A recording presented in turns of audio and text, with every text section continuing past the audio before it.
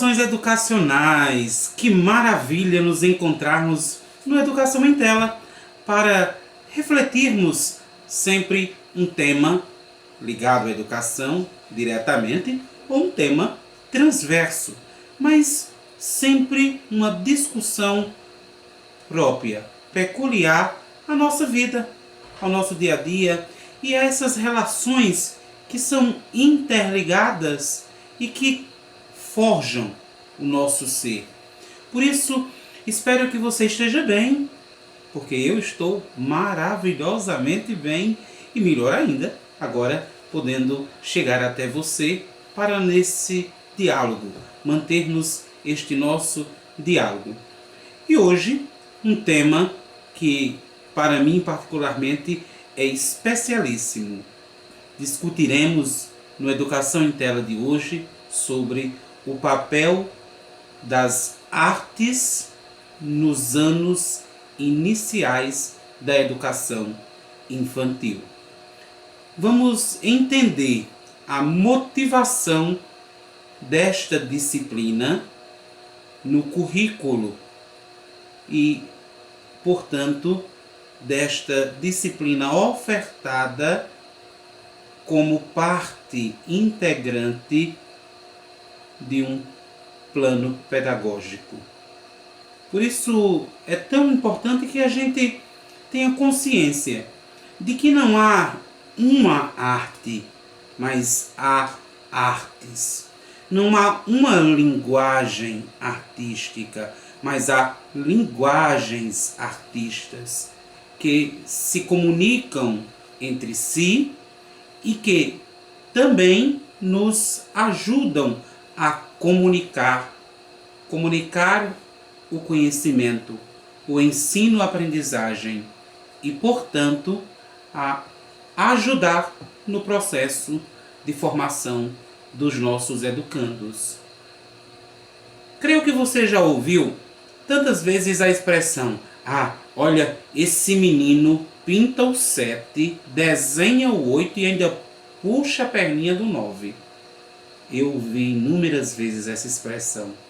Ela também tem um pouco e carrega em si um pouco da simbologia daquilo que é o fazer artístico, porque muito mais do que somente falar em arte, é necessário fazer, colocar-se como parte integrante deste processo. Por isso estou aqui a observar exatamente a expressão daquilo que é uma das manifestações artísticas, que é o desenho e a pintura. Vou compartilhar com vocês, que eu sei que vocês estão curiosos para ver esta obra de arte. Preparem-se, calma nessa hora, porque a partir desse momento vocês verão o que é um Picasso em formação. Olha que maravilha! É de encher os olhos, não é mesmo? Pois é de encher os olhos, por quê? Porque as artes têm realmente este condão de nos desinstalar. É por isso que quando nós estamos diante de uma obra artística, nós literalmente entramos naquela obra. Isso não é diferente com as crianças. A gente pensa que a criança não tem um certo sentido cognitivo, ou não tem um traço detalhado, ou não tem uma expressão artística, não tem um desenho perfeito. Quer coisa mais bela do que a simplicidade de um desenho e de uma pintura? Olha só que maravilha ao vermos uma criança, uma menina com uma máscara. Olha a expressão da máscara. A máscara não é branca, como geralmente nós observamos as máscaras. Ela tem cores. Então, certamente, esta criança entendeu que é possível se ter a biossegurança, se ter o cuidado com as questões sanitárias, mas que podia ser mais alegrezinha, sem ser tão triste, sem ser tão deprimente, e dando a possibilidade, portanto, de se colocar cores, vida, sentimento, afeto, até mesmo quando se trata de questões de biossegurança, questões sanitárias. O papel da arte na educação, e aqui nós falaremos especificamente nos anos iniciais, segundo a BNCC, ela tem este condão de apresentar as diversas manifestações do fazer artístico. Por isso que nós não podemos perder de vista os benefícios que tem a arte para a educação e para a formação de uma criança. Porque é necessário entender as vantagens que esta disciplina traz no processo de formação, de ensino-aprendizagem de uma criança. Por exemplo, a arte ajuda no desenvolvimento da interpretação. Uma criança que é colocada, posta, portanto, num ambiente salutar e possível de expressar-se através da arte, ela vai ter um desenvolvimento da interpretação. Ela vai ver o mundo ao seu redor com outros olhos, geralmente com olhos muito coloridos, porque é próprio das crianças esse mundo lúdico, imaginário, encantador. Outra vantagem é que aguça o senso crítico. Uma criança que é colocada à disponibilidade de diversas manifestações culturais, ela vai ter um senso crítico, ela vai ser capaz de mostrar a sua crítica, porque a criança também pensa.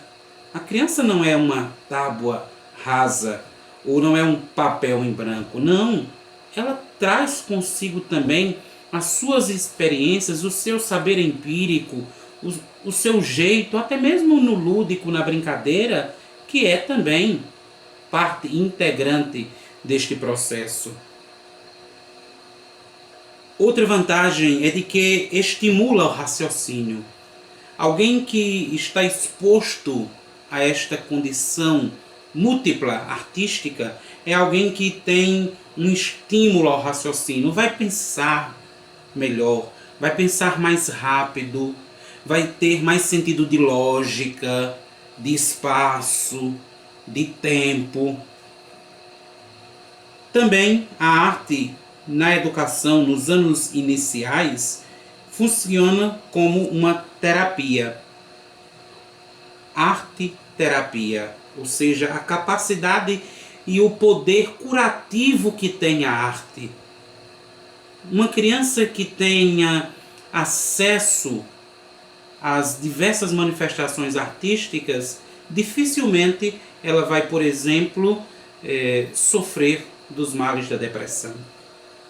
Por quê? Porque ela vai deixar de estar ensimesmada consigo somente, consigo mesma, num processo de tristeza ou de melancolia, para, através do mundo da arte, poder expressar-se.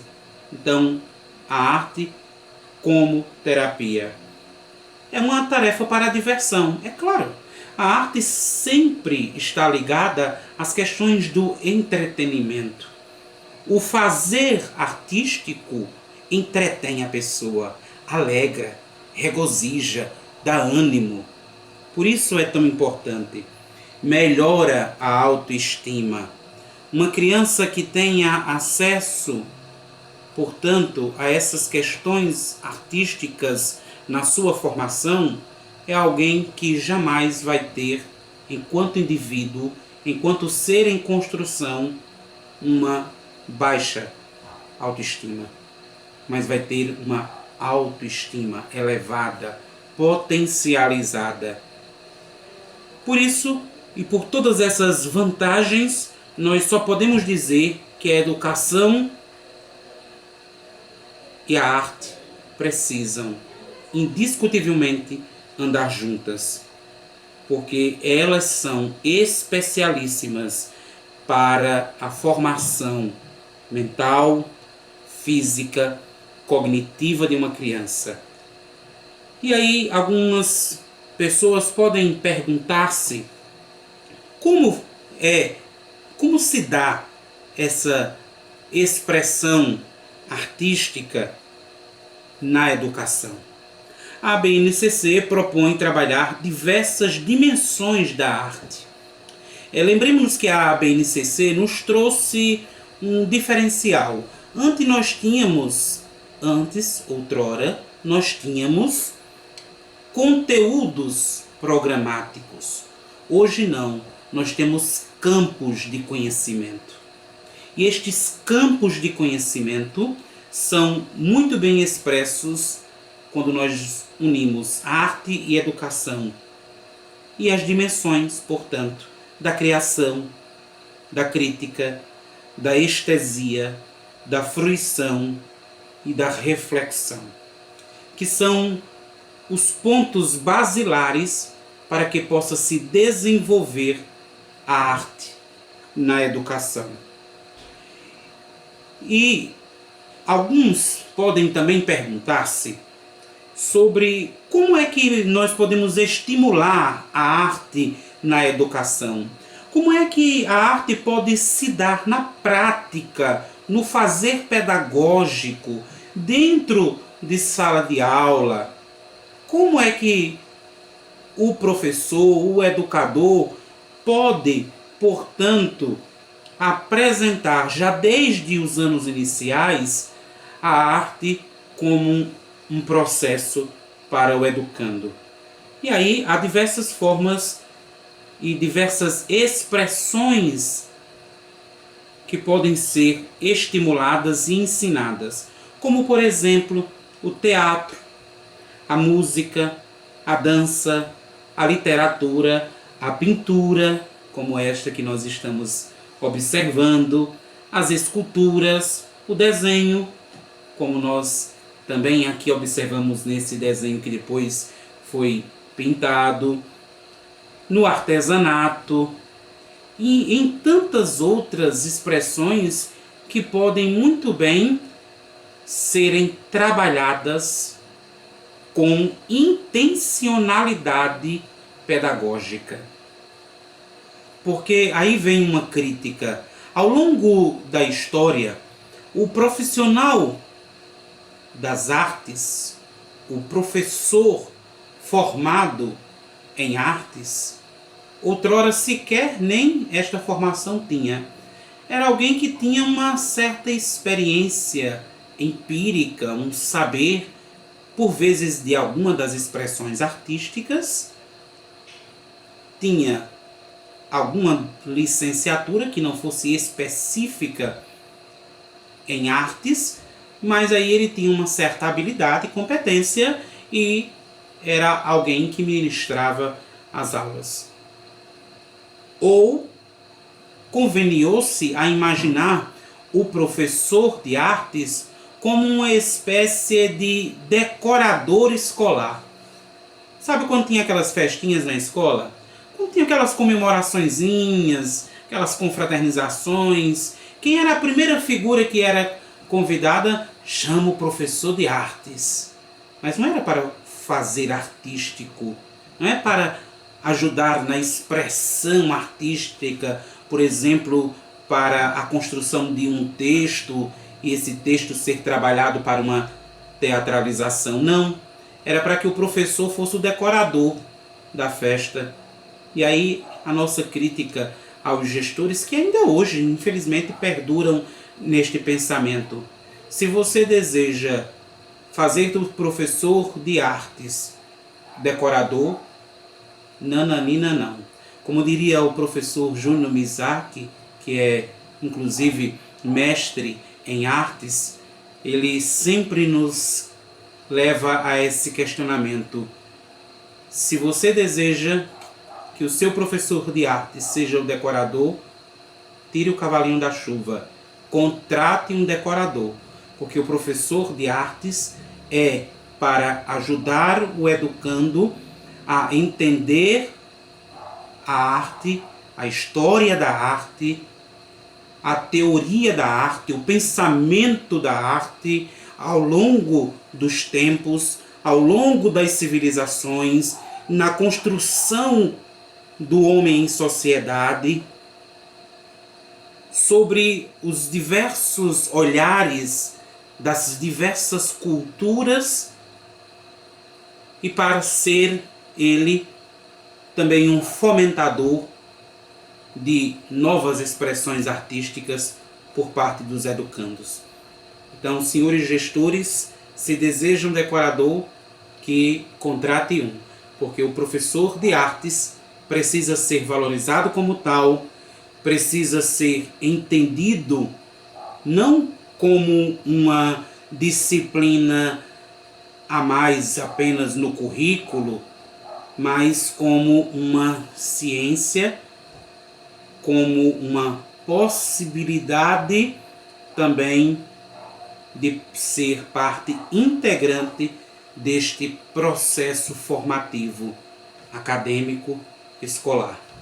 Por isso que nós nos preocupamos em entender a arte como um todo, e eu particularmente não trago tantas e boas lembranças das professoras que tive de artes, porque algumas delas, infelizmente, talvez àquela época não tenham tido a graça, a dádiva, portanto, de fazer uma licenciatura específica em artes, ou um mestrado, até mesmo um doutorado, mas tenho pouquíssimas lembranças dessa disciplina, deste saber, e das poucas vezes.